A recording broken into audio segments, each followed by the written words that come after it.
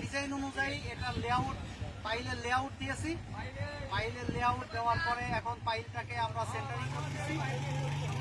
সকালে যে পাইলটা করেছিলাম সেটা থেকে মিনিমাম 3 মিটার দূরে আমরা নতুন আর একটা পাইলের সেন্টারিং করতেছি। এটা সিজেলের যে সেন্টার, সেই সেন্টার থেকে দেখেন, আপনারা দেখছেন যে সিজেলের সেন্টার থেকে পানিটা আমাদের এই যে লেআউটের যে রড আছে সেই রডের সেন্টারে পড়তেছে। তার মানে ধরে নেওয়া যায় যে আমার এইটার সেন্টারটা পাইলের সেন্টারে রয়েছে আর কি। তো এইভাবে এখন আমরা এই পাইলটা শুরু করব। পাইলে সেন্টারিং করা আমাদের শেষ।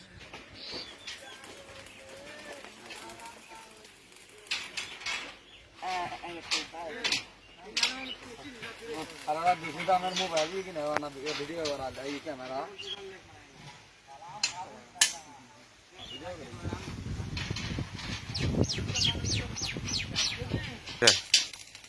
আমরা এখন পাইল করার জন্য একটা খাঁচা তৈরি করছি। দেখেন প্রতিটা রডের এই খাঁচাটার যে স্পাইরাল রডগুলো আছে সেই স্পাইরাল রডগুলো 100 সেন্টার টু সেন্টার এর ডিস্টেন্স, একটা স্পাইরাল থেকে আরেকটা স্পাইরালের 100 পরপর।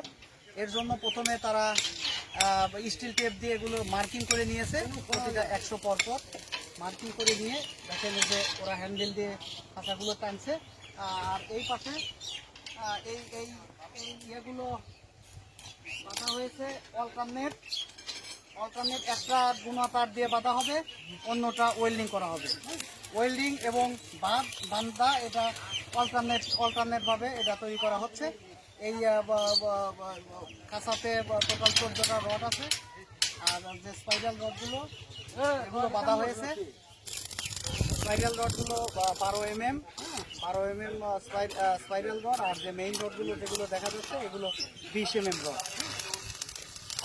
তো এইভাবেই একটা খাঁচা তৈরি করা হচ্ছে। তো ঠিক আছে, থ্যাংক ইউ।